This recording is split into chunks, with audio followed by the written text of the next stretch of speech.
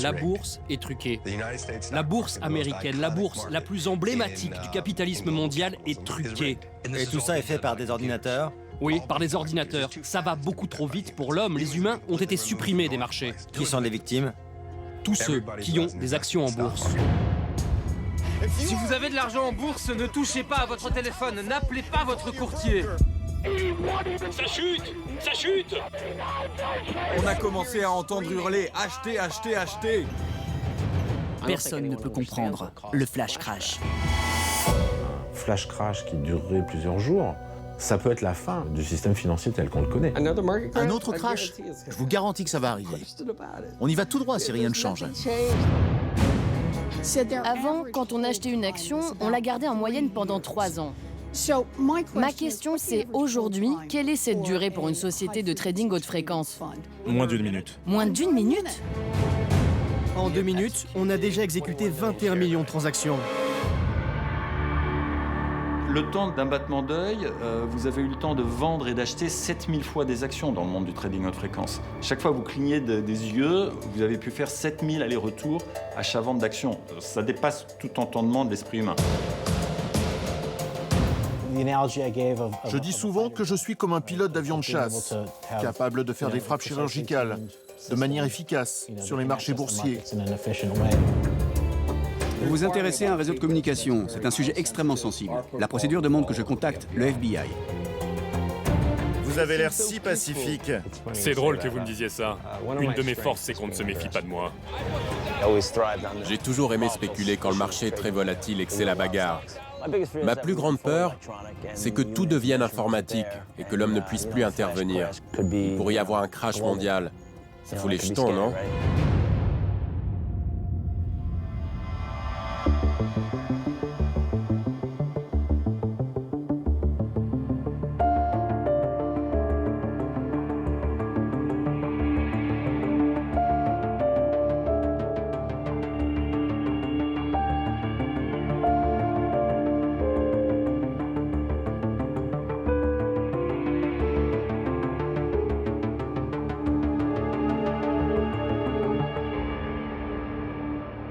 Après la crise des subprimes en 2008, le monde de la finance avait promis de s'assagir. Il joue une fois de plus à l'apprenti sorcier. De nouveaux prédateurs, équipés d'ordinateurs ultra puissants, prennent peu à peu le contrôle des marchés. On les appelle les traders haute fréquence. Vous, moi, pouvons-nous saisir la menace qui plane? Je vais aller rencontrer les acteurs de ce monde. Un monde très masculin, où règne la loi du silence. Certains parlent pour la première fois. En France, à première vue, les choses sont simples. La bourse, c'est le palais Brognard. L'institution trône au cœur de Paris depuis plus de 200 ans. Quand on y entre ce jour-là, la surprise est de taille. Il y est bien question de commerce, mais d'un tout autre genre. On n'y parle plus action, mais chiffon. La bourse n'est plus une bourse, c'est un espace à louer pour des salons. Les dieux à longue barbe de l'économie ont été remplacés par les dieux à longue barbe de la mode. À l'étage, il y a toujours une salle des marchés avec son tableau des cotations et sa corbeille. Ici s'affrontaient les agents de change. Mais ce n'est plus que de la déco pour une salle de cocktail. Pour voir la bourse de Paris, nous devons suivre une autre piste et même quitter la France. Un homme va nous guider. C'est un anthropologue qui s'est passionné pour les marchés financiers. Il est sans doute la personne en Europe qui a le plus et le mieux étudié les bouleversements de la bourse. Il nous a donné rendez-vous à Londres, première place financière en Europe. Son nom, Alexandre Lemonnier. Bonjour. Salut Alexandre. On est au cœur de Londres, mais on va pas rester à Londres. Non, nous allons aller à Basildon, en banlieue de Londres. J'avais jamais entendu parler de Basildon de ma vie, qu'est-ce qu'il y a là-bas? Je crois que les seules personnes qui connaissent Basildon sont les fans de Dépêche Mode, puisque le groupe s'est formé là-bas. Mais sinon, c'est le bâtiment qui abrite aujourd'hui la bourse de Paris. Vous, comment est-ce que vous avez découvert cet endroit? Alors, quand j'ai appris que la Bourse de Paris se trouvait en banlieue de Londres, j'étais quand même plutôt surpris. Je voulais visiter l'intérieur du bâtiment, ce qui m'a été accordé au bout de quelques longs mois de demandes et d'explications. Il y a des traders qui bossent à Basildon ? On va pas trouver des traders au sens où on l'entendait autrefois. On a affaire à des machines et non plus à des humains en chair et en os. Donc il y a juste la Bourse de Paris à cet endroit-là ? Alors il y a aussi la Bourse d'Amsterdam et la Bourse de Bruxelles, puis la Bourse de Lisbonne et du Luxembourg qui se sont installées au même endroit quelques années plus tard. Basildon, capitale de l'Europe de la finance. À la sortie de la ville, au milieu d'une zone industrielle, voici l'endroit où se concentre une grande partie des bourses du continent depuis 2010. Ce bâtiment bleu nuit s'étire sur l'équivalent de 5 terrains de football.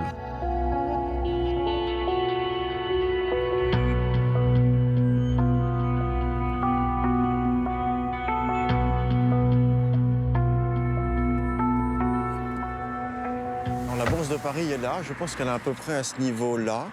Donc une fois passé les deux grillages où il y a des chiens la nuit qui surveillent tout ça. Il y a des caméras partout. Il y a des caméras partout. Une fois passé le mur métallique là, qui ne protège pas grand-chose, on a un mur énorme, je crois de 3-4 mètres d'épaisseur. Là, il y a un mur de 4 mètres. Si un avion se crache sur le data center, la bourse elle continue de tourner parce qu'il y a ces murs énormes qui protègent l'infrastructure technique qui est à l'intérieur. Le lieu est très sécurisé. Interdit au public, le plus discret possible. Le bâtiment ne comporte aucune inscription. Impossible de deviner que derrière ce drapeau britannique se cache le nouveau palais Brognard. Donc c'est un lieu ultra secret, fermé au regard, mais quand on entre, on voit quoi?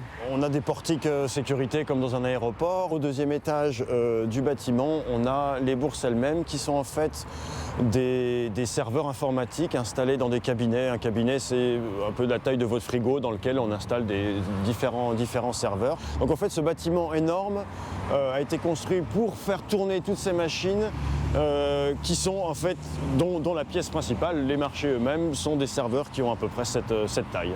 Et donc très simplement, si quelqu'un à Paris ou à Bordeaux demande à son banquier de lui acheter tant d'actions d'une compagnie, en bout de ligne, ça va se passer ici?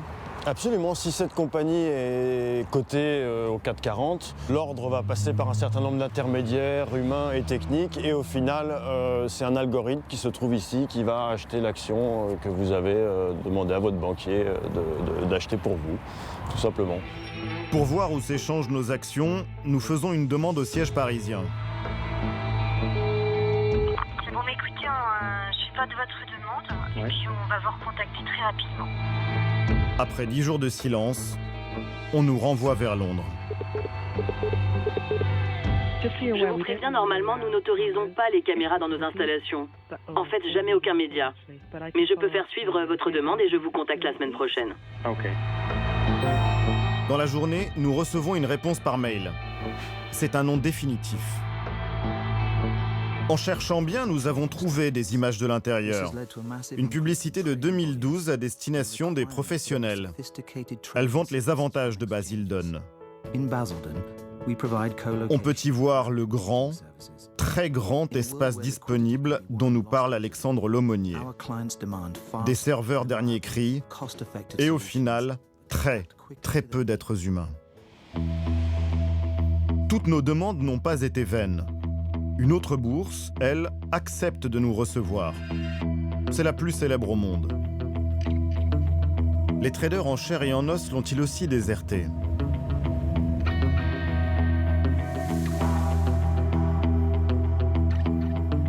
À New York, Wall Street, plus que le nom d'une rue, c'est le symbole même du capitalisme. La bourse siège au numéro 11 depuis 150 ans. Devant ce temple de la finance, des statues païennes parées de vertus qu'on dit miraculeuses. Fortune à celui ou celle qui les touche.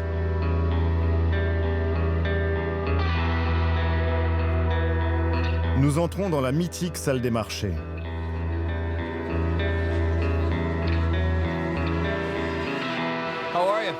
Bonjour, Bob Pizzani. Bienvenue à la Bourse de New York. Bob Pisani est l'un des plus célèbres chroniqueurs boursiers de la télévision américaine. Comme ses collègues, il donne tous les jours la température des marchés aux Américains. De cet endroit, il connaît tous les codes. Là, c'est le stand de Goldman Sachs. Le matin, quand il y a beaucoup d'activités, on peut les voir s'activer, notamment les jours où des entreprises rentrent en bourse. On les voit se bouger un peu plus que là. Les traders auraient toujours le contrôle. Mais il suffit de jeter un œil aux archives pour se rendre compte que quelque chose de profond a changé. Pendant des décennies, une journée normale à la bourse, c'était ça. Fred Steele is now 90.5 bid offered at 3/4.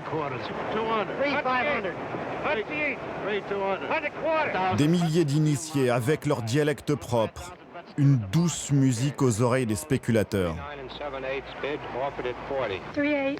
UC 68.18 bid offered at 68.5.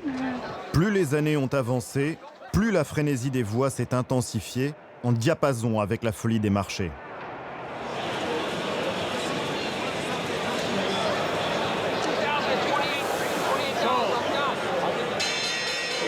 C'était à qui crierait le plus fort.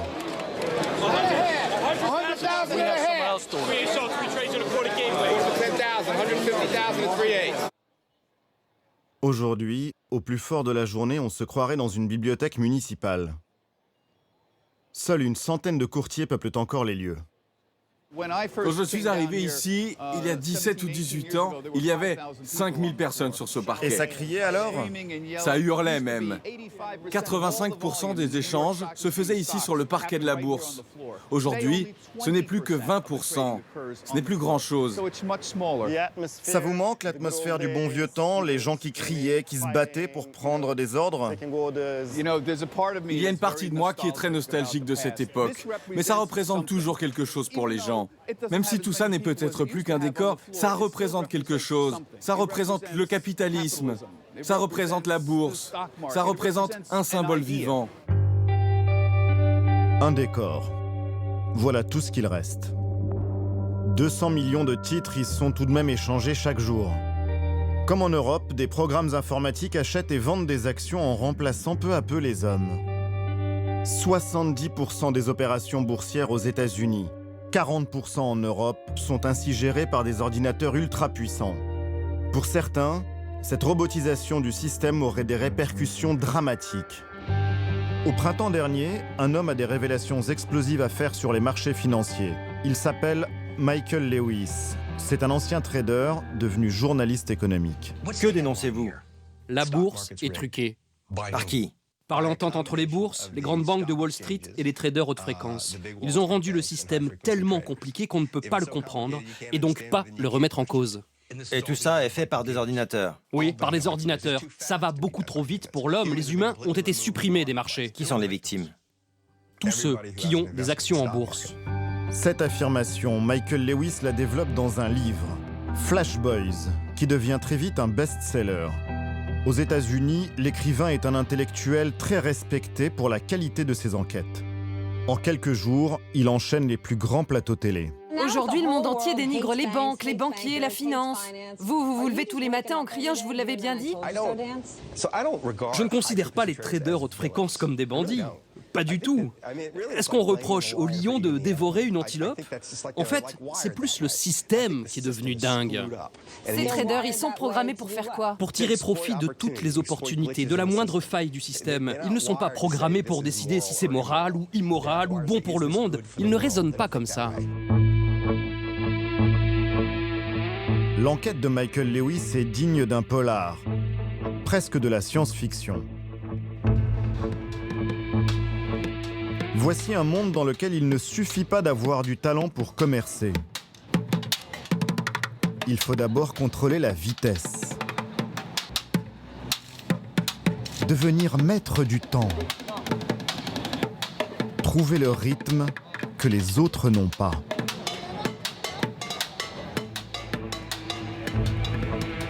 Nous allons rencontrer l'informateur de Michael Lewis. Brad Katsuyama est un lanceur d'alerte, l'un des premiers à avoir dénoncé le fonctionnement du système. Bonjour. Bonjour. Ravi de vous rencontrer. Merci de vous être libéré. Pas de problème. On va à votre bureau? Ok. Quand ce trader arrive à Wall Street en 2001, il gagne 150 000 € par mois hors bonus. À 24 ans, ce prodige dirige une équipe de 30 courtiers à la Banque royale du Canada. Il ne va pas tarder à découvrir la loi impitoyable de la finance.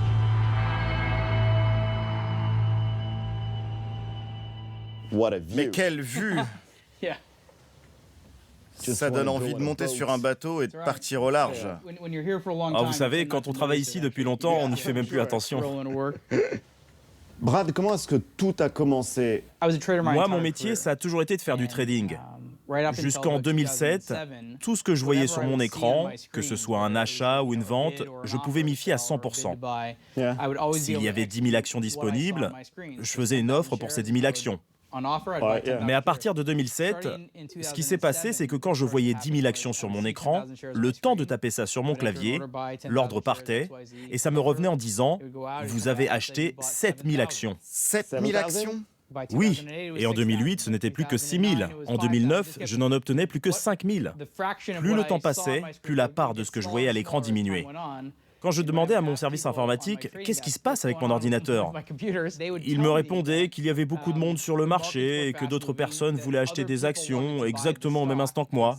Moi, je leur ai dit « Je vais vous prouver que vous avez tort. Je vais acheter ça, mais je ne vais passer l'ordre que dans 5 secondes. Si pendant que je compte, les actions disparaissent, ok, c'est que nos ordres coïncidaient et que quelqu'un d'autre voulait acheter. » 1, 2, 3, 4, 5. Et c'est comme ça que vous avez découvert que quelque chose n'allait pas? Oui, on a compté, et c'est seulement quand j'ai appuyé sur Entrée que les offres ont changé. En faisant cela, je leur ai démontré que j'étais le déclencheur.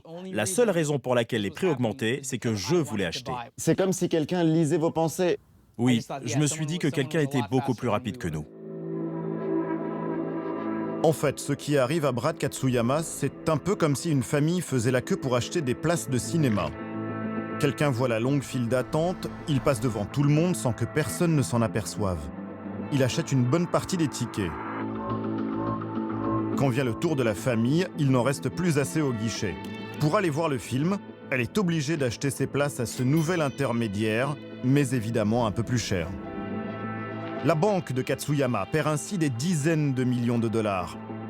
Il décide alors de recruter une équipe pour comprendre qui le devance et surtout comment. L'enquête dure 1 an.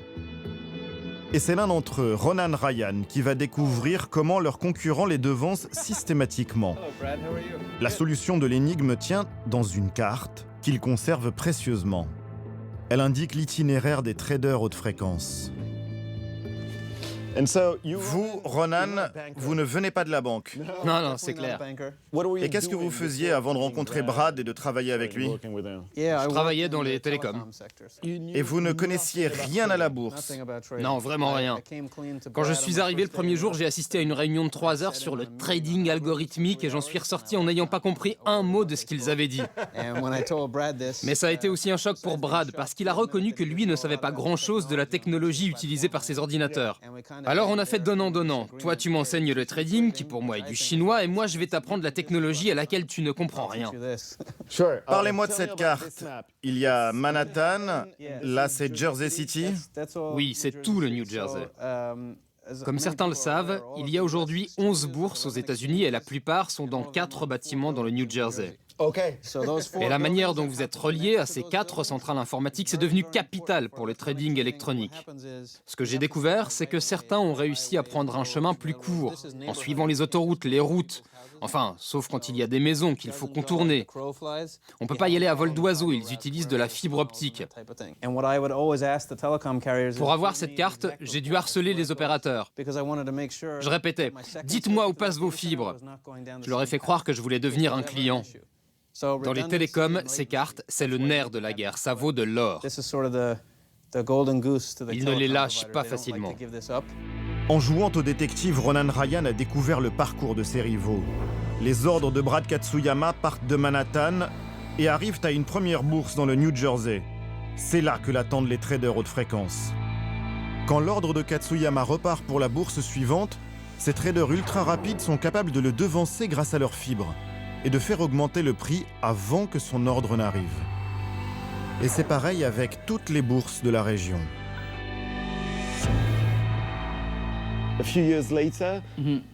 Avec le recul, Brad, vous n'avez pas été un peu naïf? Personne ne pouvait s'apercevoir de ce qui était caché dans l'ombre? Je peux vous garantir qu'on n'a pas été les premiers à découvrir ces fibres secrètes. Peut-être, je sais pas, les 10e ou les 15e. Mais tous ceux qui ont découvert le poteau rose ont voulu en tirer avantage. Pourquoi? Parce que c'est comme ça qu'on fait de l'argent. Le meilleur moyen de gagner de l'argent, quand un système a des failles, c'est d'utiliser ces failles à son profit.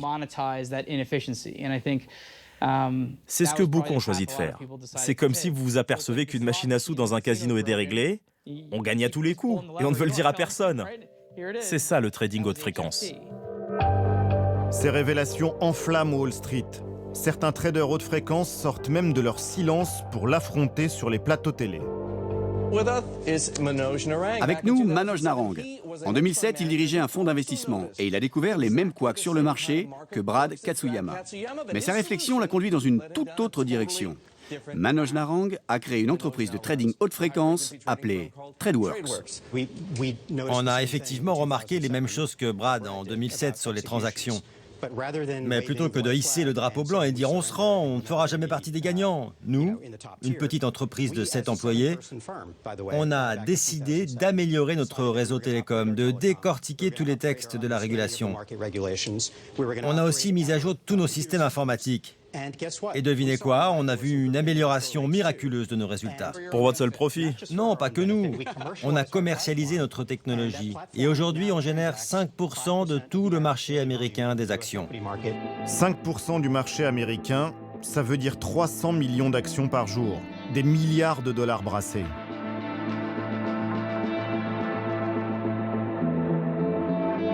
L'entreprise est le seul trader haute fréquence aux États-Unis à avoir accepté de nous recevoir. Leur siège se trouve dans une petite ville du New Jersey. L'immeuble ne paye pas de mine.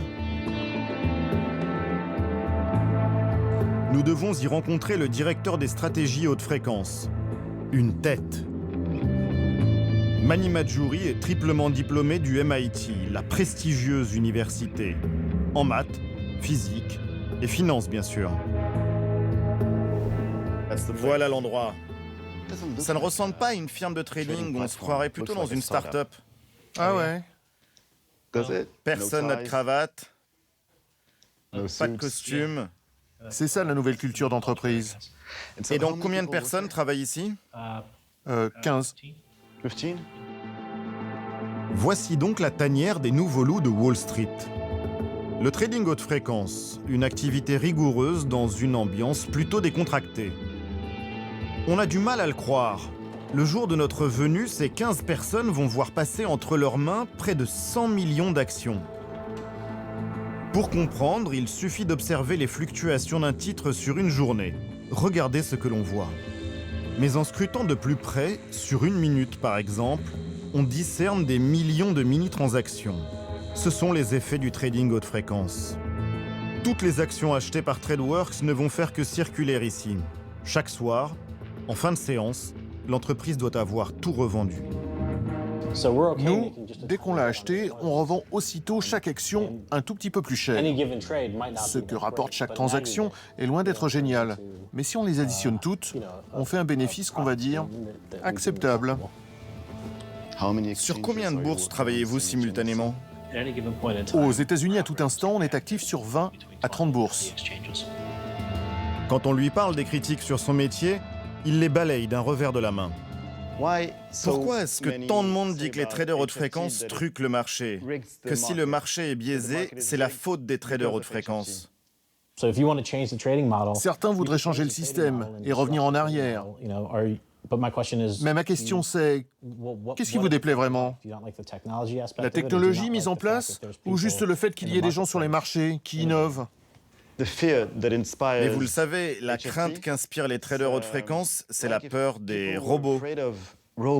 Des robots qui opèrent sur les marchés à la place des êtres humains. Je ne pense pas que les robots prennent le contrôle de quoi que ce soit. Je dis souvent que je suis comme un pilote d'avion de chasse, capable de faire des frappes chirurgicales. de manière efficace sur les marchés boursiers. Et ça, c'est bien. Désormais, nous sommes dans un monde où la vitesse est essentielle, où avoir une technologie de pointe vous rend meilleur. La technologie rend-elle vraiment l'économie meilleure? Pour Thierry Philipponas, ce n'est pas si évident. Cet ancien trader surveille les bonnes pratiques sur les marchés. Il s'intéresse depuis leur apparition aux robots boursiers. C'est utile à l'économie, le trading haute fréquence? Non. Il n'apporte rien au marché, il ne fait que capter une rente parce qu'il est plus futé, plus rapide, plus technique que les autres. Si on admet que c'est la façon normale de traiter, le marché financier se déconnecte complètement de la notion de valeur d'une entreprise. C'est quoi une action cotée en bourse? C'est une fraction d'une entreprise qui est censée représenter la valeur de cette entreprise. Pour eux, traiter une action X ou une action Y, c'est comme traiter un jeton de casino. Il n'y a aucune différence. Le seul intérêt, c'est que ça s'échange en permanence. On pourrait se dire, après tout, il y a des gens malins qui gagnent de l'argent. Tout va bien. Et moi, ça me va très bien comme raisonnement. Sauf que, si ça se fait au détriment de l'intérêt général étant qu'on a besoin d'une économie qui puisse être financée par les marchés financiers, là, on commence à avoir un problème. C'est par pudeur que vous ne dites pas que c'est une arnaque? Juridiquement, le trading haute fréquence est parfaitement légal. D'un point de vue philosophique, ça consiste à créer un leurre. Voilà, à créer un leurre. Je vous leurre, regardez, il est beau mon prix, vous y allez. Et puis ça va tellement vite qu'on s'en aperçoit peut-être même pas. Ça va tellement vite qu'on s'en aperçoit pas, ou que quand on s'en aperçoit, il est trop tard. Allez toujours plus vite, avec des outils toujours plus sophistiqués. Pour les traders haute fréquence, le rendez-vous à ne pas rater, c'est chaque année, en novembre, à Chicago. 5000 participants bichonnés et pas une seule caméra à part la nôtre. L'endroit est réservé aux businessmen de toute nationalité. Ils s'enthousiasment devant des écrans mystérieux, avec un seul but, faire pleuvoir au plus vite les dollars. Dans leur slogan, une seule obsession, la vitesse. Un trading plus rapide en toute intelligence. Avec un esprit rapide, nous bâtissons un grand futur. Choisir nos services, c'est la garantie d'avoir la plateforme boursière la plus rapide au monde. Pour être le plus rapide au monde, ce commercial a sa botte secrète. Un réseau high-tech pour filer d'une bourse à une autre. Si une société vient nous voir pour dire « Nous voulons une connexion rapide entre un point A et un point B », nous fournissons le réseau pour permettre aux traders haute fréquence d'acheminer leurs ordres dans les data centers des bourses. On fournit un service haute performance qui leur permet de ne pas avoir de lignes engorgées et que leurs informations ne se perdent pas en route. Pour cela, nous avons créé notre propre réseau. Il nous appartient. C'est privé. Personne n'a accès aux données de nos clients. Ces réseaux, on les appelle des dark fibers, autrement dit des fibres noires, des fibres VIP réservées à un seul client. En 2010, une société de télécom va relier directement New York à Chicago, les deux plus grandes places financières du pays. Une fibre privée de 1200 km. Grâce à elle, une information met 6,5 millièmes de seconde pour traverser un tiers des États-Unis. Un chantier pharaonique réalisé dans le plus grand secret. Au milieu du tracé, la Pennsylvanie. Le long de la Nationale 61, ça ne se voit pas tout de suite. De drôles de poteaux coiffés d'un chapeau orange. Tous les 400 mètres, ils jalonnent le parcours. Une fois qu'on les a remarqués, on ne voit que ça. Ils sont tellement visibles qu'on a du mal à croire que c'est secret. Sur l'itinéraire, Sunbury, 10 000 habitants.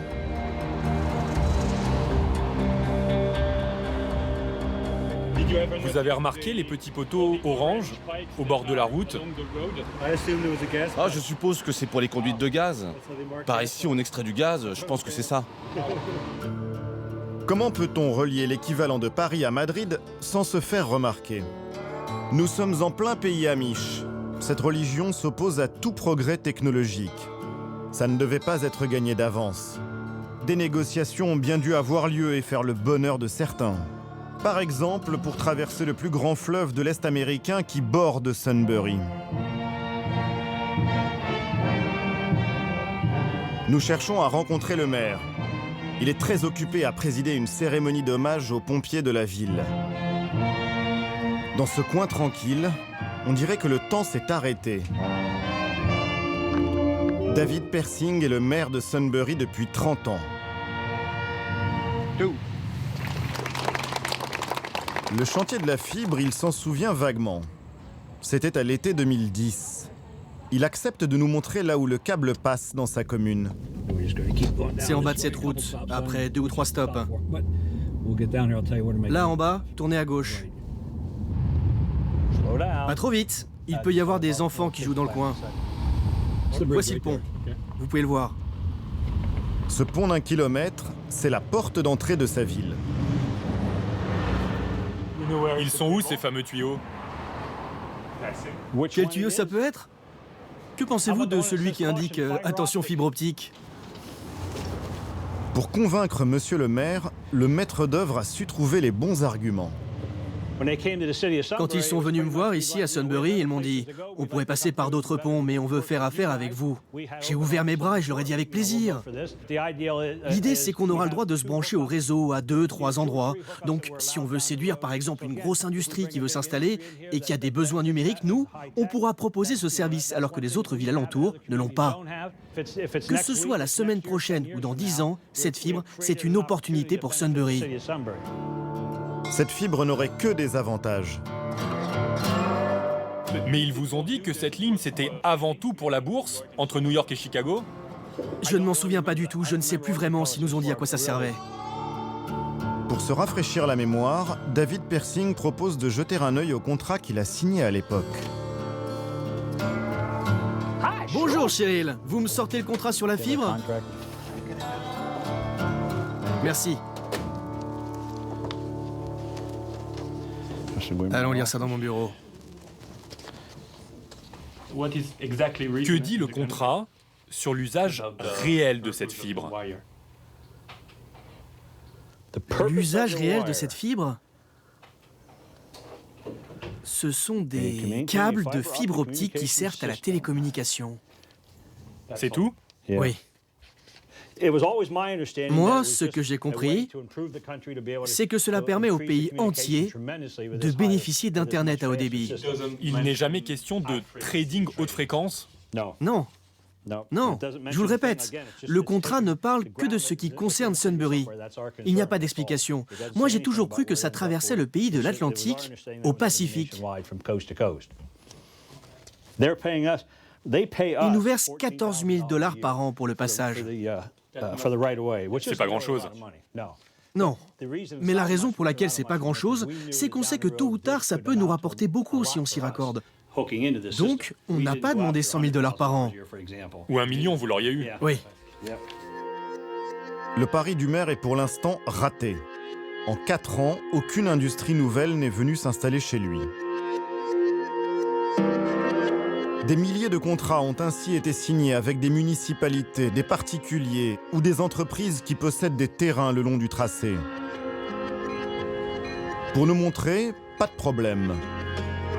Quant à parler d'argent, ils vous payent un loyer pour passer sous votre propriété? Je n'ai pas le droit de répondre à cette question. Voir des étrangers poser des questions sur ces installations, ça n'a d'ailleurs pas plu à tout le monde. Donnez-moi votre passeport. Désolé de faire ça, mais nos concitoyens gardent toujours un œil ouvert sur ce qui se passe en ville. C'est eux qui nous ont alertés de votre présence, alors nous, on doit tout vérifier. Quelques heures après être arrivés, notre équipe a droit à une visite surprise de la police locale. Vous êtes sûr que vous n'êtes pas des terroristes? Je ne crois pas. Vous n'êtes pas fichés? Ok, merci messieurs. Encore une question, vous serez encore en ville demain? Parce que le temps de faire mon rapport. Juste pour vous dire que je vais devoir passer un appel. La procédure demande que je contacte le FBI. En fait, c'est eux qui diront si tout est en règle. Parce que vous vous intéressez à un réseau de communication. Et ici, c'est un sujet extrêmement sensible. C'est une question de sécurité nationale. On doit les informer pour être sûr. Entendu? Cette fibre, Alexandre Lemonnier la connaît parfaitement. tous les traders haute fréquence se sont battus pour en être clients. 300 millions de dollars pour construire un nouveau câble. C'est un investissement assez conséquent, mais il est probable que le coût pour une société de trading à haute fréquence, l'utilisation du câble, soit de l'ordre de 3 à 5 millions de dollars par an. Ce qui peut paraître là aussi beaucoup, mais finalement l'investissement vaut la chandelle. Il y a toujours un marché pour aller plus vite. La fibre souterraine, c'est efficace. Mais selon l'aumônier, il existerait une technologie encore plus rapide. On pourrait boursicoter à la vitesse de la lumière. Il nous conduit en Belgique, en pleine campagne. Là, on cherche un pylône qui appartenait autrefois à l'armée américaine et qui sert aujourd'hui à une société de trading à haute fréquence, Jump Trading, de Chicago, qui a installé des antennes sur ce pylône pour pouvoir faire transiter des données entre les bourses de Francfort et les bourses de Londres. 250 mètres de haut, presque le 3e étage de la Tour Eiffel. Telle une œuvre d'art, ce morceau de métal a vu sa valeur s'envoler. Il y a 2 ans, l'État belge l'a mise en vente. Il en espérait 300 000 €. À la surprise générale, lors de la vente aux enchères dans le hameau, les firmes haute fréquence du monde entier ont débarqué. Le pylône est parti à 5 millions d'euros. Un record en Belgique. Et ça a été le bien public le plus cher, vendu en 2012. Ce pylône n'est que l'avant-garde d'un réseau tout entier. Une armée de tours utilisée par les traders, là encore en toute discrétion. Depuis 1 an, Alexandre Lemonnier les débusque. Un impressionnant tableau de chasse. On dit qu'on a toujours du mal à mettre un visage sur la finance et j'ai trouvé que réfléchir à la cartographie du trading était très intéressant et d'autant que en fait, toutes ces sociétés de trading à haute fréquence ont besoin quelque part de dominer la nature. L'un de ceux qui dominent le mieux la nature travaille à Paris. Il est très méfiant envers les médias. Après plusieurs semaines d'échanges, il accepte finalement de nous ouvrir les portes de sa société. Stefan Tick est l'homme le plus rapide au monde.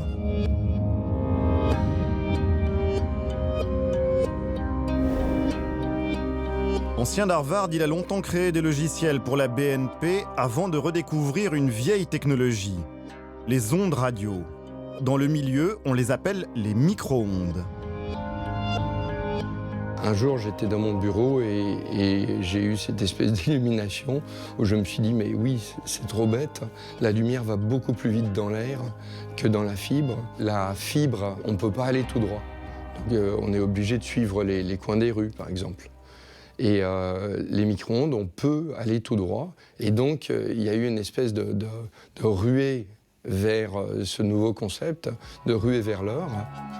En 2011, il s'attaque d'abord à la fameuse route New York-Chicago. Il va pulvériser toutes les performances de vitesse. Avec la fibre, c'est 13 millisecondes aller-retour, et nous, c'est 8 millisecondes aller-retour. Donc la différence ne semble pas énorme, mais en 1 milliseconde, des ordinateurs font énormément de choses. Son nouveau défi, rapprocher par les airs les 2 plus grandes bourses d'Europe, Francfort et Londres. On a une tour là, on a une tour là, on a une tour là, on a une tour ici. Et chaque fois que c'est un tout petit peu changé d'angle, on a une tour qui répète le signal. Ici, on est très mécontent de ce petit angle ici qui fait que c'est pas parfaitement parfait. On perd 8 microsecondes. Les microsecondes, c'est 1, 2, 3, 4, 5, 6 chiffres après la virgule. On est quand même les plus rapides, donc c'est pas grave pour le moment.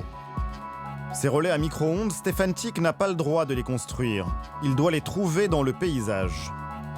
Nous l'avons convaincu de nous montrer l'un des endroits où il installe en ce moment sa technologie. Le lieu est insolite. La zone portuaire de Dunkerque. 2 techniciens voltigeurs l'accompagnent, d'anciens militaires experts dans les transmissions. Ils doivent intervenir en haut de ce silo à grains monumental, à 100 mètres d'altitude. C'est sa dernière trouvaille. On a un silo à grains incroyable ici, on a une église à Londres qui est vraiment très belle, où on est planqué dans le clocher. Et à Chicago, on est sur le 3e building de la ville, en hauteur. Le toit est facilement accessible, mais les techniciens vont devoir grimper encore plus haut. C'est incroyable, j'adore. 20 mètres d'ascension par vent fort. Mission, aligner ces paraboles récemment installées.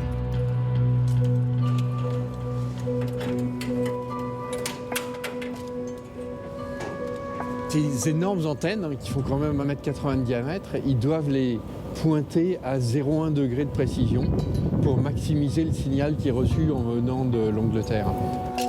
Pour faire gagner des millions à coups de clés à molette, il vise la prochaine tour, située à plus de 50 km de l'autre côté de la mer du Nord.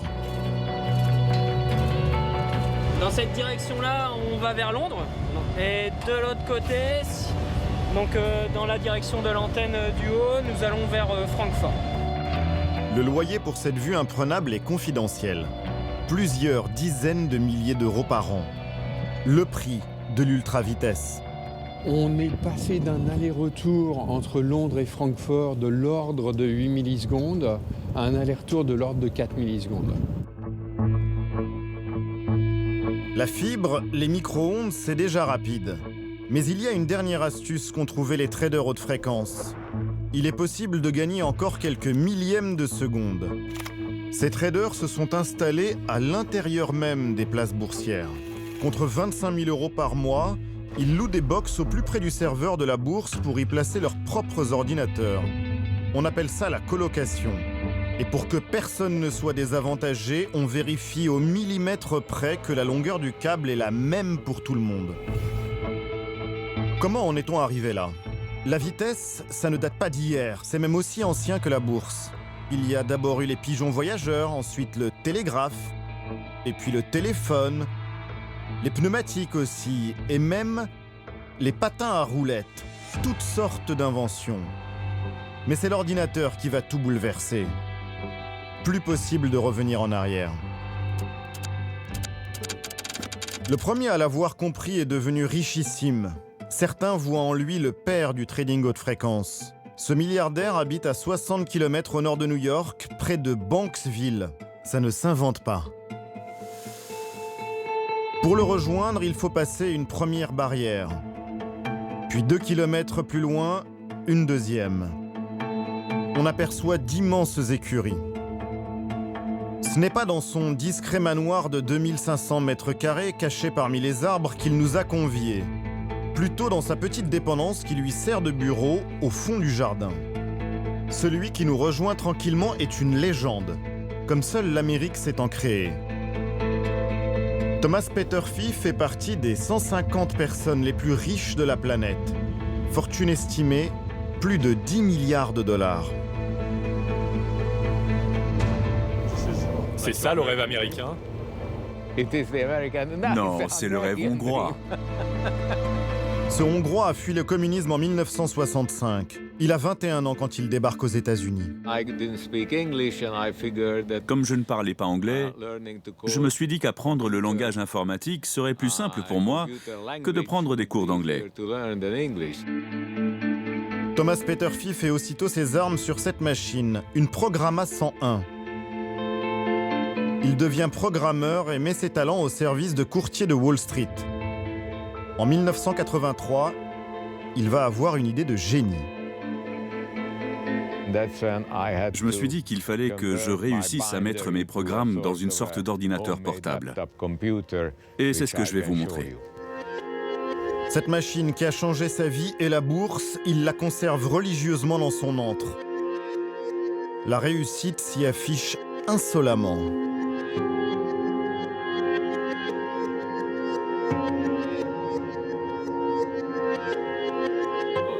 Ce courbet, je l'ai eu pour pas cher. 80 000 ou 400 000 $. Je ne me souviens plus.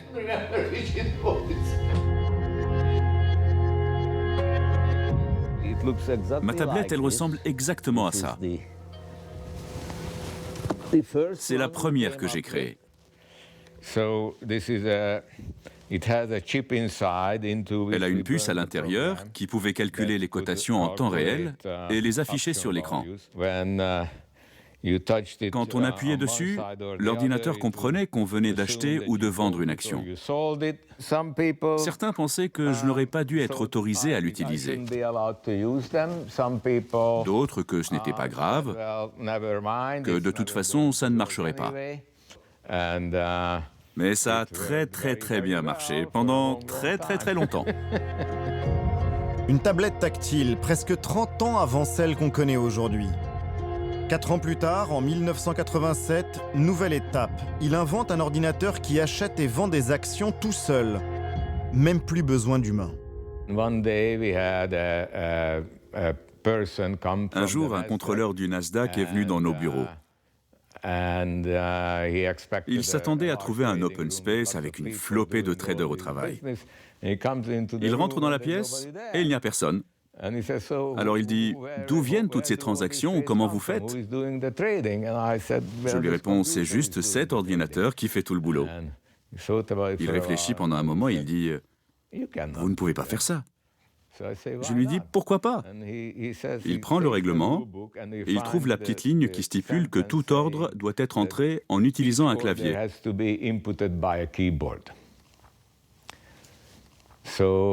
Alors il dit « Je vais revenir dans 2 semaines. D'ici là, soit vous arrêtez votre activité, soit vous embauchez des traders. Mais je veux que les ordres soient rentrés grâce à un clavier. » Le type revient 2 semaines plus tard, et ce qu'il a vu, c'est un clavier recouvert d'une boîte équipée de pistons. Les pistons étaient actionnés par un autre ordinateur. En fait, c'était un automate dactylo. Ça faisait un bruit de mitraillette. Le type était totalement désarçonné. Il a regardé ça, il n'y croyait pas. Au bout d'un moment, il a tourné les talons et on n'a plus jamais entendu parler de lui. À partir de là, je crois qu'ils ont compris qu'ils ne pourraient pas éternellement se mettre en travers du progrès technologique. Des machines qui fonctionnent toutes seules, des tablettes pour les traders. Comme tous les grands inventeurs, Thomas Peterffy va être rapidement copié. C'est des vieux machins. Quand je mourrai, ça finira à la poubelle. L'ordinateur va s'imposer. Après une série de scandales impliquant des courtiers en chair et en os, les autorités se laissent convertir à l'informatique. Plus fiable, plus transparente. Avec elle, il y aurait moins de triches. Surtout, au début des années 2000, le système va muter. Les bourses vont être privatisées, devenir des entreprises concurrentes. N'importe qui peut en créer une. En Europe, par exemple, de 40 plateformes d'échange, on passe à 267. Pour favoriser la libre concurrence, en 2007, les règles deviennent très permissives. C'est la naissance officielle du trading haute fréquence. Dans ce nouveau monde électronique, tout le monde se lance dans l'ultra-vitesse. Certains n'ont pas su s'adapter. Les robots ont eu leur peau. Dans un coin tranquille de Long Island, nous allons rencontrer l'ancien chef des courtiers d'une des plus célèbres banques au monde, la Bank of America. Danny O'Donnell, il a passé 25 ans sur le parquet de la bourse de New York.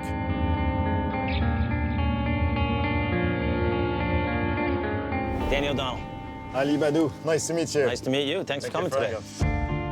Pour découvrir son nouveau bureau, il faut prendre le bateau. Prêt pour un tour en bateau? Bien sûr. Vous en faites tous les jours? Tous les jours et tous les soirs. Je l'ai appelé volatilité. Racontez-moi pourquoi. Quand vous êtes vieux comme moi, vous savez pertinemment que quand le marché n'arrête pas de monter et descendre, c'est là qu'on se fait le plus d'argent. Si ça bouge pas, il n'y a rien à se faire. Et moi, j'ai toujours aimé spéculer quand le marché est très volatile et que c'est la bagarre. La bagarre, c'est ce qui a toujours plu à Danny O'Donnell dans la finance. Il a gravi tous les échelons un à un. Mais ça, c'est du passé. C'est quand même mieux qu'1 heure et demie de métro par jour, non? De l'autre côté de la baie, à l'entrée d'une marina, son quotidien aujourd'hui, c'est son restaurant, les Trois Palmiers. Un hommage à sa deuxième passion, le surf. Venez, suivez-moi. Bienvenue. Thank you. Ça, c'est notre bar. On a fait une planche de surf de 6 mètres de long. Allez, je vous montre le reste du restaurant. C'est quoi ça? Un souvenir? Ça, c'est le strapontin sur lequel je me suis assis pendant 25 ans dans la fosse de la bourse de New York. C'était mon compagnon de tous les jours. J'ai le droit de m'asseoir? Ouais, bien sûr. Ça va pas se casser. C'est sympa, c'est une petite attraction. C'est le seul vestige ici de ma carrière à Wall Street. 3 ans qu'il a refermé définitivement le strapontin. Mais Danny O'Donnell fait toujours dans la liquidité. À l'heure du marché, il gère sa brigade comme une troupe de traders. Ça va, Ben? Le poisson, les prix sont bien cette semaine? Ils sont en baisse, en fait. C'est bien ça, on va en faire des plats du jour cette semaine. Si le cours du filet mignon est à la hausse, à ce moment-là, il vaut mieux le retirer du menu. Si le bar sauvage est à la baisse, alors on va tout faire pour le mettre en avant auprès des clients. Ça nous fera une belle marge et donc des bénéfices. Vous fonctionnez comme ça? Bien sûr, tous les jours. On est là pour ça, non? C'est comme à Wall Street. Sauf que mon nouveau boss est bien plus dur que l'ancien. C'est ma femme. S'il a quitté la bourse, ce n'est pas seulement pour avoir la belle vie. Les machines l'y ont poussé. Fini l'adrénaline et le flair du trader. Ça vous a écœuré, cette nouvelle façon de faire du business? Nous, ça restait intelligible pour l'esprit humain. Avant, quand vous aviez une info avant les autres à la bourse, ça vous permettait de gagner de l'argent en étant les premiers à faire une belle opération. Alors que là, c'est sûr, ils sont rapides, mais c'est uniquement pour nous piquer notre info et nous court-circuiter au moment de l'achat. Vous avez l'impression d'avoir été remplacé par des ordinateurs?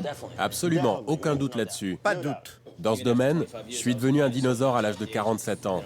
Peut-être que l'homme n'a pas besoin d'intervenir tout le temps, mais parfois c'est utile d'avoir quelqu'un qui puisse dire « Qu'est-ce qui se passe ici? Les ordinateurs sont-ils devenus fous ?» Il y a les dinosaures et ceux qui les ont remplacés. Des mathématiciens. Ceux qui rendent les ordinateurs malins. Ce sont eux les nouveaux maîtres de la finance. C'est à Paris que les meilleurs sont formés. Qu'est-ce qui se passe si vous mesurez la corrélation du Bund et du Bobble? Si vous mesurez la corrélation du Bund et du Bobble sur ce jeu d'actifs, vous allez trouver 0. D'accord, avant, on n'avait pas des données toutes les millisecondes. Parfois, vous pouvez dire dans des articles, on dit oui, notre modèle permet de reproduire l'effet de Hepps. Ouais, enfin, heureusement, quoi. N'importe quel modèle raisonnable va faire ça, quoi. Bienvenue au Master Probabilité et Finance de Polytechnique et Paris 6. D'accord? Si vous ne comprenez rien, c'est normal.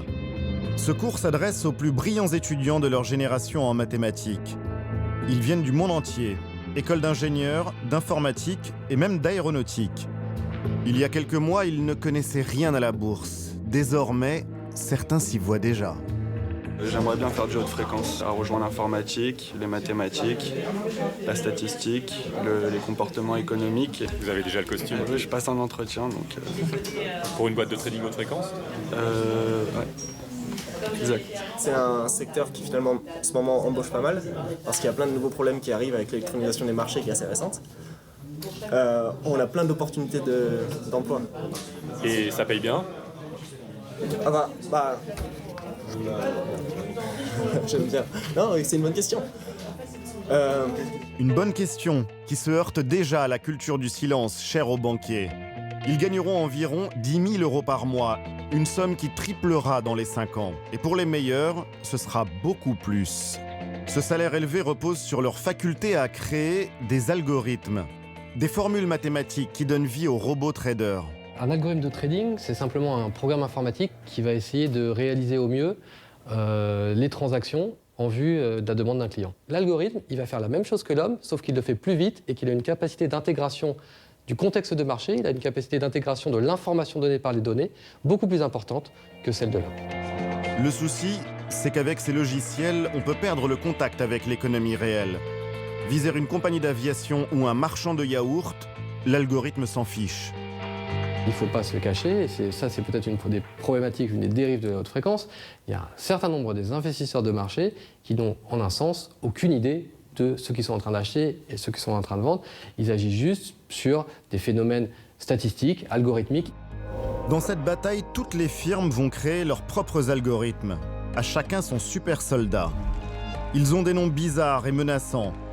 Guérilla, Sumo, Ninja. Sniffer tente sans cesse de repérer les autres. Iceberg essaye de lui échapper, sans se faire croquer par Shark.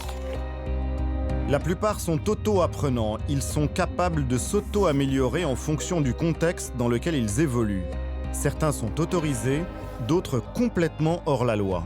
Certains étudiants peuvent travailler dans certaines fibres de haute fréquence qui ont une forme de mauvaise pratique. Donc on a plusieurs cours de régulation afin que les élèves soient conscients de l'illégalité de certaines pratiques. Ensuite, c'est comme si je vous disais, quand on fait un cours de chimie, on ne va pas dire aux étudiants « attention, vous pouvez fabriquer une bombe atomique ». Sur les marchés, les algorithmes, légaux ou non, se comptent en dizaines de milliers. Un bouillon de culture presque impossible à comprendre, même par les acteurs du marché. Si on voulait avoir une vue globale de l'interaction de tous ces agents algorithmiques pendant une seule journée de trading dans le monde entier, il faudrait récupérer toutes les données sur toutes les cotations, les transactions de tous ces marchés, ce qui, je pense, représenterait en termes de données plusieurs milliers de fois la Bibliothèque nationale de France. Dans ce brouillard, il devient plus facile de commettre des délits qui passeront inaperçus. Ces délits, un homme les piste. Nous le retrouvons dans la banlieue de Chicago. Eric Hunsader est le seul à observer en toute indépendance le marché américain.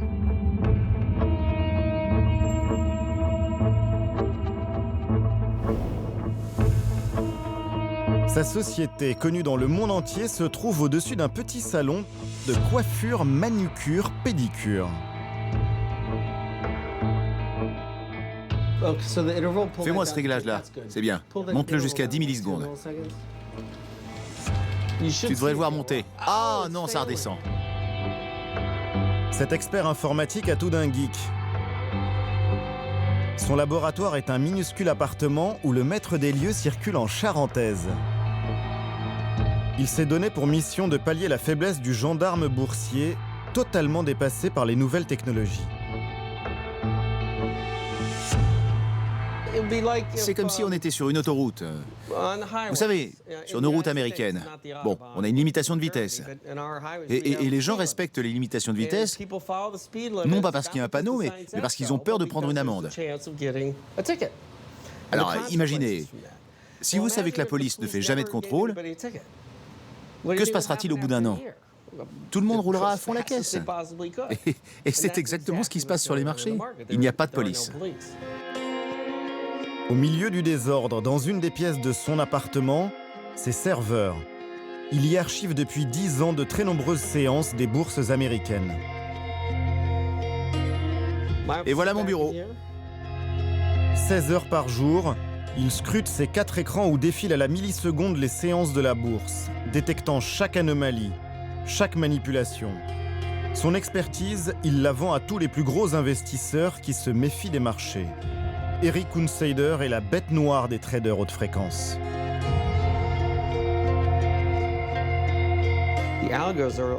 Les algorithmes sont fourbes. Ils vont grappiller des sommes lentement. Et du coup, c'est dur de pouvoir dire « Hey, ce gars-là vient de m'arnaquer. Je n'ai pas été capable d'obtenir ce que j'aurais dû avoir. »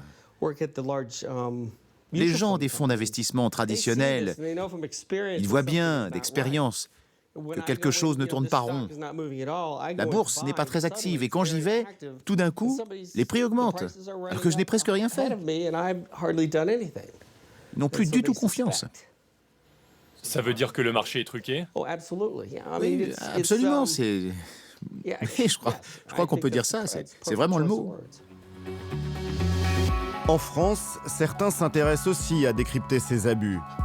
Robert Hera est expert informatique. Il étudie les algorithmes boursiers depuis 5 ans. Il y a une pratique qu'il aime particulièrement. C'est ce qu'on appelle le quote stuffing. Quote stuffing, ça veut dire bourrage d'ordre. Je vais donner un exemple. Vous êtes dans un restaurant, vous arrivez à 15, vous commandez 15 entrées, et au moment où le cuisinier prépare la première, vous rappelez le serveur en disant « j'ai changé d'avis, je veux pas d'entrée ». Vous faites ça 1 fois, 2 fois, 3 fois. À votre avis, à combien de fois faut-il le faire pour que vous vous fassiez virer du restaurant? Le quote stuffing, c'est ça. Vous dites « j'achète 10 actions de cette société », puis un millième de seconde après, vous dites « non, finalement, j'en veux pas ». Donc vous avez Vous créez du bruit. Alors ça, c'est ce qu'on pourrait appeler une attaque par la complexité. C'est-à-dire que vous allez faire perdre du temps aux logiciels des autres sociétés qui vont devoir analyser tous ces ordres sans savoir lesquels vont être effectivement passés. Donc les logiciels passent beaucoup plus de temps à faire ça qu'à réellement passer des ordres, parce que plus de 90% des ordres du marché sont de faux ordres, en fait, du code stuffing. En donnant de plus en plus d'autonomie à leurs algorithmes, les traders haute fréquence ajoutent de la confusion. Ils mettent peu à peu en danger tout le système boursier. La finance mondiale va ainsi connaître son premier crash électronique.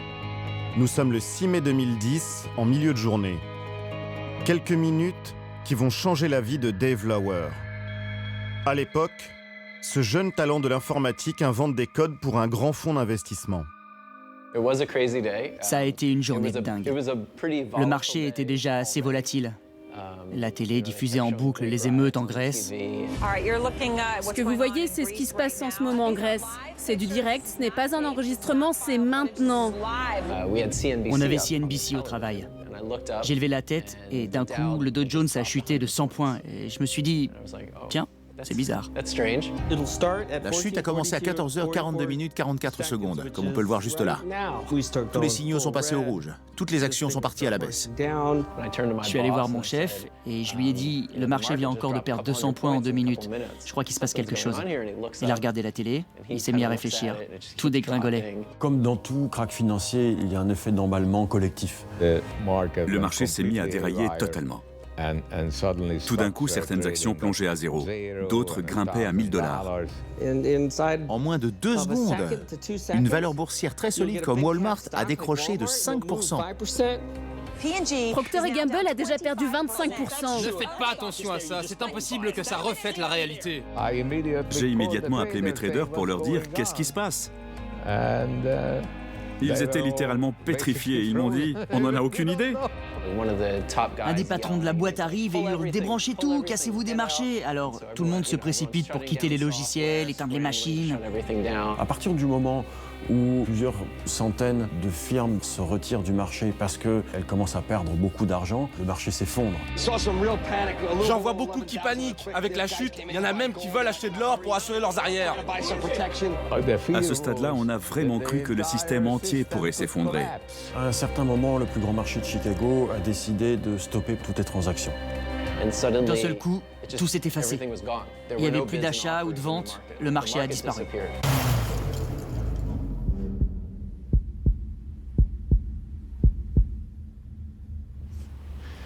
Personne ne savait plus quoi faire. Ça n'a pas duré longtemps, mais je peux vous dire que ces quelques secondes ont été traumatisantes. On n'avait jamais vu quelque chose comme ça. On n'avait même jamais imaginé que le marché puisse disparaître d'un coup. Ils ont utilisé un disjoncteur qui a tout arrêté pendant 5 secondes. Pas plus. Quand ils ont rallumé, les cours ont remonté peu à peu à leur niveau. Le fait de stopper toutes les machines pendant 5 secondes a permis, probablement, à ces algorithmes de repartir sur des bases un peu plus saines. Ce crash n'aura duré que 5 minutes, mais c'est la chute la plus énorme de l'histoire de la bourse. Les cours ont plongé de 1000 milliards de dollars, 3 fois le budget de la France avant de remonter.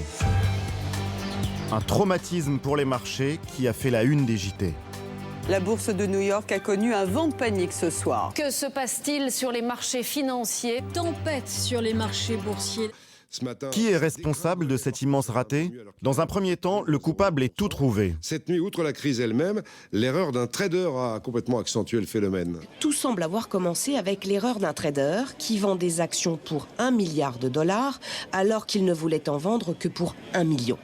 Un vent de panique qui serait dû à l'erreur d'un trader qui aurait confondu millions et milliards en passant un ordre. J'ai entendu parler de la rumeur du gros doigt, soi-disant un trader s'était trompé de touche et avait lancé un ordre de 4 milliards au lieu de 4 millions. Imaginez que quelqu'un a fait un logiciel qui soit aussi sensible à une erreur de frappe, c'est difficile à croire. Effectivement, après des mois d'enquête, pas d'erreur de frappe à l'horizon. Selon le rapport final des autorités, le déclencheur serait en fait l'algorithme d'un grand gérant de fonds du Midwest. Il aurait vendu beaucoup trop d'actions en même temps, provoquant d'un seul coup une propagation sur tous les marchés. Les machines ont paniqué. Compte tenu de la rapidité des transactions financières, on a appelé ça un flash crash. Personne ne peut comprendre ce qui a causé le flash crash. La complexité engendrée par tous ces algorithmes qui interagissent entre eux, je pense que personne ne peut la comprendre. La patronne du gendarme boursier américain a dit, alors soit le soir même, soit le lendemain, avec mon anglais francisé, We are outgunned against supercomputers, ce qui peut se traduire par nous sommes, je dirais, totalement désarmés devant les supercalculateurs. C'est une déclaration spontanée de panique. On sent que là, le monstre qu'ils ont créé est en train de leur échapper. Au final, 150 millions de dollars se seront tout de même évaporés. Aucune sanction n'a été prise. Dave Lauer, lui, écœuré, a démissionné après le flash crash. J'ai toujours vu la technologie comme un moyen d'améliorer le monde. Et soudainement, ce qu'on avait créé allait dans la direction opposée. Ça m'a convaincu qu'on ne faisait pas du bien à l'économie. Et moi, ce dont j'ai besoin, c'est de travailler sur quelque chose de constructif. Le flash crash n'était qu'un début. Il y aurait des milliers d'accidents de ce genre chaque année, plus ou moins graves. Mars 2012, l'entreprise Bats entre en bourse. Après seulement 1 seconde de cotation, l'action plonge de 15 $ à 0. Août de la même année, 450 millions de dollars perdus en une demi-heure à cause d'un algorithme pas du tout mis à jour. Encore plus étonnant, en 2013, un faux tweet de l'agence de presse AP annonce un attentat contre Obama. Les ordinateurs vont paniquer. En 2 minutes, la bourse chute de 150 milliards de dollars avant de remonter. Mais l'exemple le plus fameux concerne une entreprise qu'on connaît tous, Facebook. En 2012, c'est l'événement boursier de l'année. La firme entre au Nasdaq.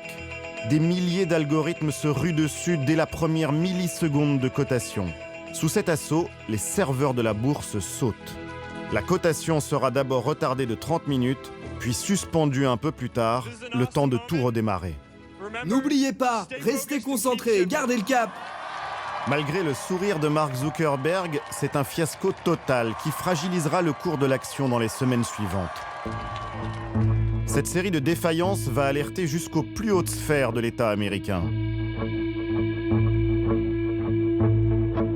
Est-il possible de maîtriser le trading haute fréquence ? Le Sénat s'empare du sujet et convoque de nombreuses auditions.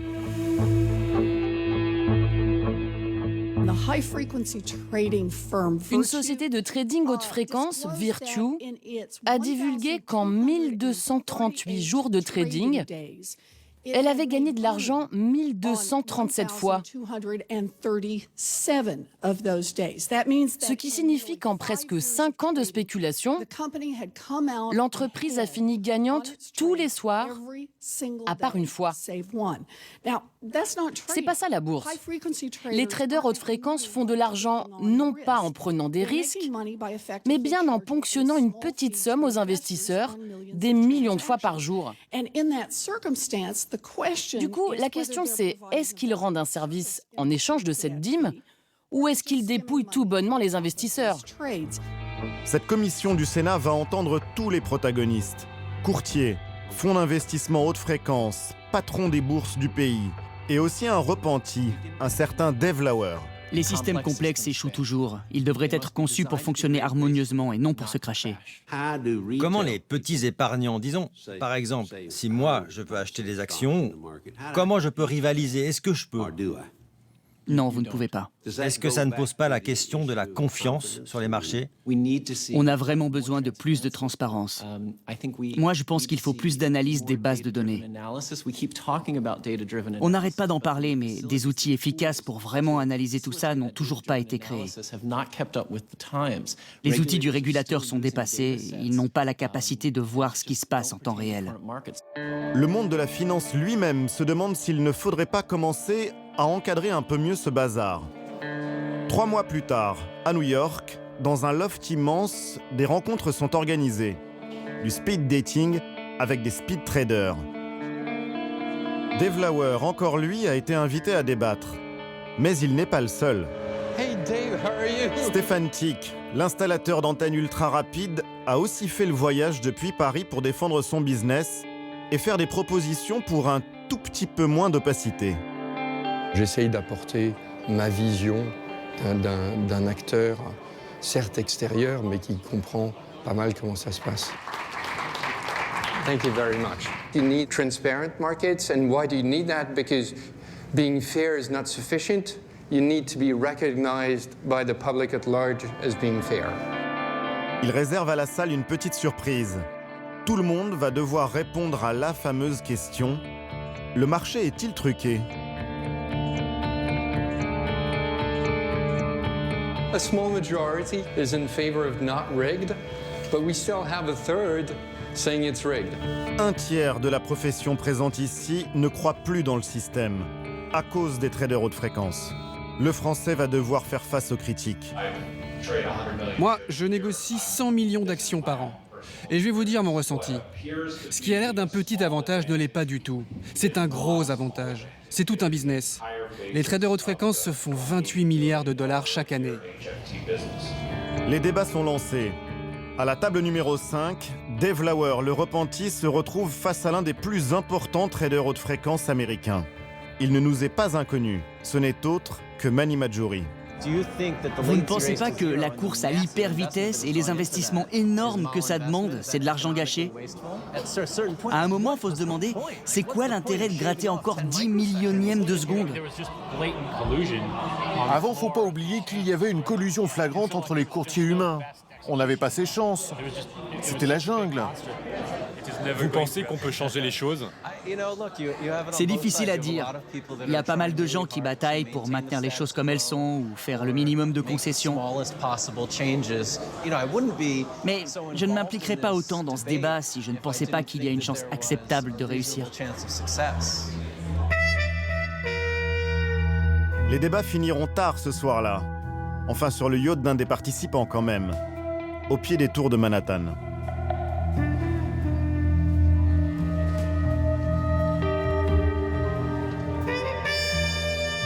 L'autorité boursière américaine, la SEC, commence aussi à se bouger. Elle a lancé un appel d'offres pour s'équiper d'un logiciel qui permettrait de tout voir des marchés. Midas. Mais le gagnant est très loin de faire l'unanimité. Le problème technique est que pour qu'une société puisse construire un tel logiciel, il faut que cette société connaisse très bien les marchés financiers. Et qui d'autre qu'un trader à haute fréquence connaît aussi bien les marchés financiers. Donc au final, la SEC a décidé de confier la réalisation de ce logiciel, cette machine de surveillance, à un des plus éminents traders à haute fréquence américains. Donc voilà, là il y a clairement un conflit d'intérêts. C'est une firme de trading haute fréquence qui sait exactement ce que la SEC peut voir. Moi, si j'avais la main sur ces données, je saurais précisément ce qu'ils peuvent voir et surtout ne pas voir. Je me ferais plein d'argent en conseillant des boîtes. Hey, ils verront jamais ça. Ou alors, faites gaffe parce que ça, par contre, ils sont capables de le voir. Midas, c'est ça. Un logiciel qui enregistre les millions de transactions d'une journée. Et l'entreprise qui l'a créé, TradeWorks. Certains disent que vous êtes à la fois juge et partie. Vous savez, il y a eu un appel d'offres très exigeant pour choisir celui qui devait s'en occuper. Et on a bien fait attention à séparer Midas de notre activité quotidienne de trading. Je pense vraiment que c'est une critique infondée. Il y a quelque chose de totalement impartial avec les données. En aucun cas, on oriente les chiffres ou on incite à les regarder d'une certaine manière. Il y a un autre problème avec Midas, c'est qu'il ne permet de scruter qu'un tout petit bout de la bourse. Midas ne s'occupe que des marchés d'actions. Voilà, vous êtes au New York Stock Exchange, vous achetez du Apple, du IBM, ce que vous voulez. Or, les marchés d'actions sont désormais beaucoup plus petits que d'autres types de marchés, type dérivés, options, je sais pas, matières premières ou devises. Donc, est-ce que ce logiciel peut donner une idée générale de ce qui se passe, ne serait-ce que dans une journée? La réponse est clairement non. La France ferait-elle mieux? Peut-elle contrôler l'essor du trading haute fréquence? Nous avons rendez-vous avec le gendarme de la bourse française, l'autorité des marchés financiers. Bonjour. Bien, bonjour. Merci de nous accueillir. Je vous en prie. Gérard Ramex est à sa tête depuis 3 ans. Parmi les sujets de préoccupation, les risques qui inquiètent dans le trading haute fréquence, il y a ce qu'on appelle les flash crash. Il y en a eu en France? On n'a pas eu de flash crash comparable à celui des États-Unis il y a quelques années, de 2010, mais on a régulièrement sur tel ou tel titre à un moment des décalages qui sont anormaux et qui proviennent du dysfonctionnement de la formation des prix dû à des algorithmes. Ça, c'est exact. Et ça vous inquiète? Ah oui, c'est assez inquiétant. Et est-ce qu'il y a un risque de perte de confiance des investisseurs? Les grands gérants actions, et pas seulement en France, sont très négatifs, à ma connaissance, à l'égard du trading haute fréquence. Il y a ces grands fonds dont vous venez de parler, et personne ne pleurera sur leur sort. Personne ne pleurera sur leur sort, sauf vous et moi, si on a mis notre argent dans un de ces fonds. Parce qu'en fait, ils ne gèrent pas leur argent. Ils gèrent l'argent de tout le monde. Donc si vous avez de l'assurance vie avec des unités de compte, eh bien, votre performance sera un peu moindre parce que l'exécution des ordres aura été un peu moins bonne. À l'AMF, on s'intéresse de plus en plus à ces traders haute fréquence. Laurent Combourieux dirige la cellule qui traque les manipulations. Sur ces 30 enquêteurs, 3 travaillent désormais spécifiquement à les pister. Comment est-ce qu'on enquête sur le trading haute fréquence? On a mis en place des serveurs spécifiques avec des bases de données, on a des bases de plusieurs téraoctets de données. Par exemple, dans une enquête, on est amené à gérer 1,5 milliard d'ordres. Pour décrire ce qui s'est passé pendant 20 millisecondes. 20 millisecondes, ça représente... 1/10 du temps que vous mettez pour cligner des yeux, par exemple, d'accord?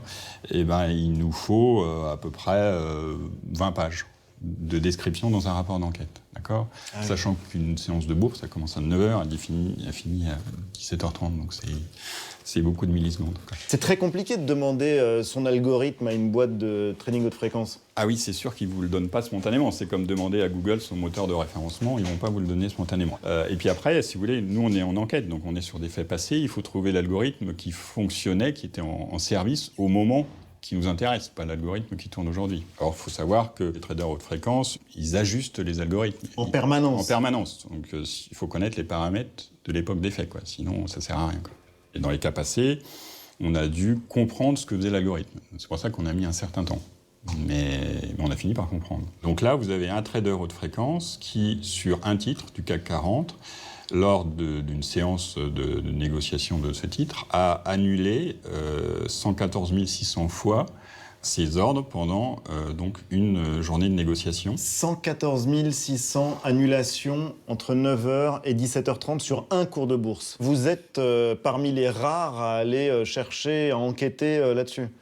Bah oui, parce que... Parmi les gendarmes boursiers mondiaux. Ouais, ça peut vous paraître idiot, mais il y a beaucoup de régulateurs qui bossent avec Excel. Avec le logiciel Excel? Voilà. Et Excel, c'est limité à 1 million de lignes. Alors, quand vous avez un trader haute fréquence qui passe 1 million d'ordres par jour, donc quand vous avez rempli une journée de bourse, Excel, il est saturé. Saturé. Donc vous, déjà, voilà. Mais pas évident votre boulot, hein? Non, ça je vous remercie. C'est pas tout à fait évident, mais c'est passionnant aussi. Ouais. Mais non, c'est beaucoup plus compliqué qu'il y a 3-4 ans, quoi. En 8 ans, seules 2 enquêtes ont abouti et il y a de toutes petites amendes. En fait, rien ne pourra vraiment changer si on n'impose pas une nouvelle règle du jeu commune à tout le continent. À Bruxelles, à 2 pas des institutions européennes, Benoît Lallemand travaille pour l'ONG Finance Watch. Depuis des mois, il plaide pour une réforme totale de la bourse dans des groupes de travail parfois interminables.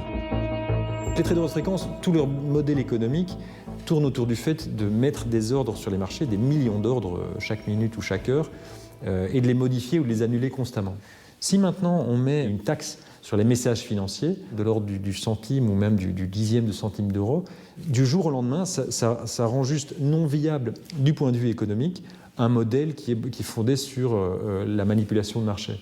Quand vous proposez ce genre de mesures, vous avez évidemment des acteurs qui vous disent non, ça va avoir un impact sur le marché. Évidemment, c'est ce qu'on voudrait. On en est encore très loin au niveau européen.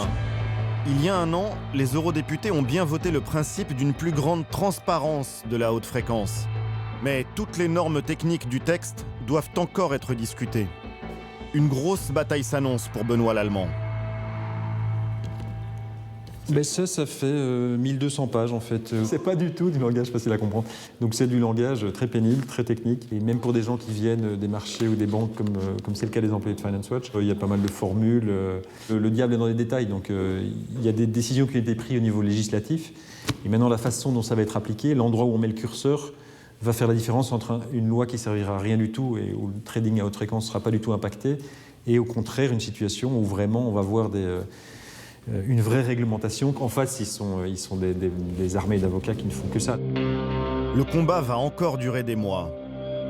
La loi n'entrera pas en vigueur avant 2017. Pour rencontrer ses adversaires, nous avons contacté des dizaines de firmes haute fréquence en Europe, mais aussi des banques françaises qui se lancent dans l'ultra-vitesse. Mais dans le milieu, le silence est la règle d'or. Après des mois de négociations, un professionnel hollandais s'est finalement laissé convaincre. Remco Lenterman est considéré comme le lobbyiste en chef du trading haute fréquence européen. Il a pris toutes ses précautions. Nous ne verrons ni ses superordinateurs, ni ses employés. Juste cette salle de réunion. Moi, je pense que la bourse est très loin d'être truquée. Je pense en fait que ceux qui disent ça ne comprennent rien et sont irresponsables. Il est indiscutable que les marchés sont meilleurs aujourd'hui que ce qu'ils étaient il y a 10 ou 15 ans. Nous, par exemple, IMC Financial Markets, nous sommes des teneurs de marchés électroniques. Nous traitons chaque jour des centaines de milliards de dollars en équilibrant le marché. Si vous cherchez à vendre, nous, on est toujours là pour acheter et inversement. Ils fonctionnent sur le mode de la patate chaude, donc ils ne vont acheter les titres que quand ils peuvent les revendre immédiatement après. Il n'y a pas besoin d'avoir un billet en finance pour comprendre que au mieux, c'est totalement inutile. Au pire, c'est l'intermédiation forcée et donc ça rajoute un coût. Je n'arrive toujours pas à comprendre qu'on dise que nous ne générons pas de la valeur, car nous sommes indispensables pour les marchés. Si tous les traders haute fréquence éteignaient leurs machines, les bourses disparaîtraient. Vous êtes un lobbyiste très actif. Je n'appelle pas ça du lobbying. Je préfère dire que j'éduque les gens. C'est aussi simple que ça. Je vais vous dire, dans le futur, tous ces discours populistes contre nous s'arrêteront.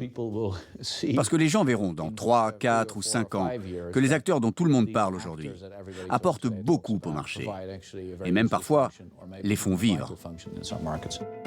N'en déplaise à Remco Lenterman, les critiques ne sont pas près de s'arrêter. Dans le Wall Street Journal, un homme a déclenché une nouvelle bataille. Il remet en cause l'impartialité des bourses. Pour plus de profit, elles seraient devenues les complices des traders haute fréquence. Ces accusations vont faire trembler toute la finance américaine. Après plusieurs échanges très longs par téléphone, nous obtenons un rendez-vous chez lui. Stamford, Connecticut, petite ville de bord de mer où vivent beaucoup de ceux qui travaillent à Wall Street. Haïm Bodek est un ancien maître stratège des marchés. Dans le milieu, on l'appelait le marchand d'armes algorithmique. Hi, good to see you. Hi, I'm Ali. Thank you for having us. Haïm Bodek n'est pas un banquier. Son domaine universitaire à lui, c'était les mathématiques et l'intelligence artificielle. Nous voilà dans la Batcave. D'ailleurs, je crois que ma femme a déplacé mon Batman. Ah, il est là. Oh. Le chevalier noir. C'est vous. Vous avez beaucoup de livres sur la guerre, la stratégie. Moi, ça m'a toujours intéressé. Mais c'est surtout en vieillissant que j'ai commencé à lire des choses sur les grandes batailles. Notamment quand je suis arrivé à Wall Street, parce que des guerres, j'en ai vu pas mal là-bas. Et pourtant, vous avez l'air si pacifique. C'est drôle que vous me disiez ça. Une de mes forces, c'est qu'on ne se méfie pas de moi. Bodek va vite s'initier au combat boursier. Il travaille pour les plus grandes banques, UBS, puis Goldman Sachs, avant de créer sa propre firme de trading haute fréquence. Certains des algorithmes qu'il invente vont se révéler redoutables. Nous, on avait une stratégie pour attaquer les autres et leur prendre 20 000 $ de leur poche, instantanément. Juste comme ça. Boum. Sur tous les marchés, boum. Et parfois, grâce à une formule sur un ordinateur. oui, on appelait ça un grand balayage, une razzia, d'accord? C'était un algorithme très agressif. Il envoyait des ordres et il le faisait à un moment très précis. Et si vous réussissiez votre coup, au bout du compte, vous pouviez faire virer le mec en face, le jour même. Le jour même. Un monde sans pitié sur lequel Haïm Bodek va régner pendant 10 ans. En 2009, le vent tourne. Du jour au lendemain, son arme fatale rate systématiquement sa cible, sur une bourse en particulier. Un adversaire vient de le neutraliser. Comment vous êtes-vous aperçu que vous vous faisiez avoir? On perdait continuellement de l'argent. Et le but de la bourse, c'est pas ça. Au départ, je me dis pas que notre modèle entier est défectueux. Je pense plutôt que quelqu'un de chez nous, accidentellement, a endommagé notre code. Et je n'arrive pas à trouver cette erreur. Dans un monde où tout se joue à la milliseconde, Haïm Bodek, lui, va rester plus de 6 mois sans comprendre ce qui se passe.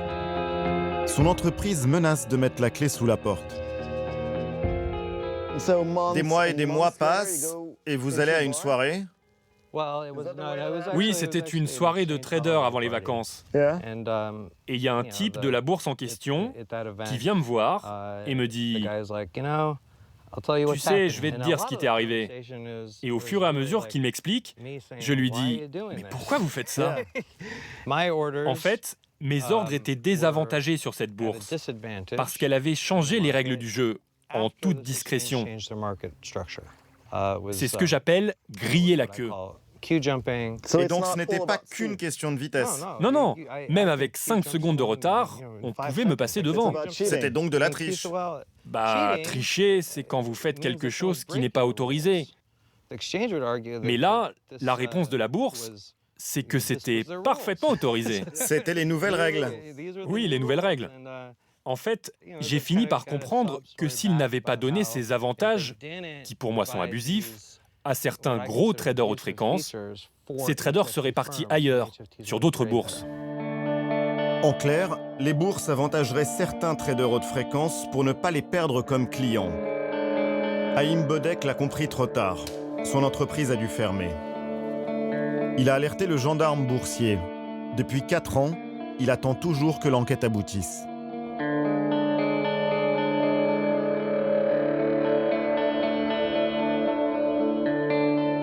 Si même les bourses sont complices, comment échapper aux traders haute fréquence? Une solution existe peut-être. Créer une nouvelle bourse où la vitesse serait enfin limitée. À l'origine de ce projet un peu fou, Brad Katsuyama et Ronan Ryan, ceux qui avaient dévoilé au grand jour les inégalités du système. Leur trouvaille tient dans une boîte. On a regardé toutes les technologies qui permettraient de ralentir le système. Et l'idée qui s'est avérée la plus fiable, aussi fou que ça puisse paraître, ça a été de mettre une bobine de 60 km de fibres dans cette boîte. 60 km de fibres. Oui, les gens me disent quelle place ça prend, c'est grand comme cette pièce, et moi je réponds souvent que ça a la taille d'une grande boîte à chaussures. Donc tout le monde doit passer par cette fibre. Oui, tous les ordres qui arrivent dans notre bourse vont devoir parcourir les 60 km jusqu'au serveur. Que vous conduisiez une Ferrari ou une vieille bagnole, vous arrivez tous au même moment. C'est la voie d'accès vers l'équité? Exactement. Depuis son lancement il y a 1 an et demi, leur plateforme basse vitesse connaît un beau succès. Elle accueille aujourd'hui 1% des échanges d'actions aux États-Unis. Tout le monde a accepté de jouer le jeu, fonds d'investissement, grandes banques et même certains traders haute fréquence. Il n'a jamais été question de dire « si vous utilisez un ordinateur, vous êtes méchant ». Il s'agit plutôt de dire « il y a des privilégiés sur les bourses, il y a des stratégies prédatrices où certains utilisent des technologies pour dominer les autres ». C'est ça qu'on a voulu éliminer et je crois qu'on a plutôt bien réussi. Cet endroit, c'est pas une utopie. C'est en tout cas un marché plus juste que tous ceux qui ont jamais été créés. Devlauer, lui, a créé une société de conseil pour améliorer la bourse et mettre ses talents au service de l'intérêt général. Dans ce milieu, vous avez des gens qui pourraient guérir le cancer ou lutter contre le réchauffement climatique. Ce sont parmi les personnes les plus intelligentes du monde. Les inciter à faire ce qu'ils font, c'est un mauvais calcul. Est-ce que la finance rend les gens vraiment utiles à la société? J'en suis pas sûr. Quant à Haim Bodek, il y a quelques semaines, il a enfin gagné son combat. La bourse, qui avait changé ses règles sans le dire, a été condamnée à une amende de 14 millions de dollars. Bodek pourrait en récupérer le tiers en tant que lanceur d'alerte. Les choses vont aller un tout petit peu mieux. Enfin, c'est tout ce qu'on peut espérer. Reste Michael Lewis, le journaliste par qui tout a commencé. Il a vendu les droits de son livre Flash Boys à Hollywood. Les nouveaux loups de Wall Street ne pourront plus rester dans l'ombre.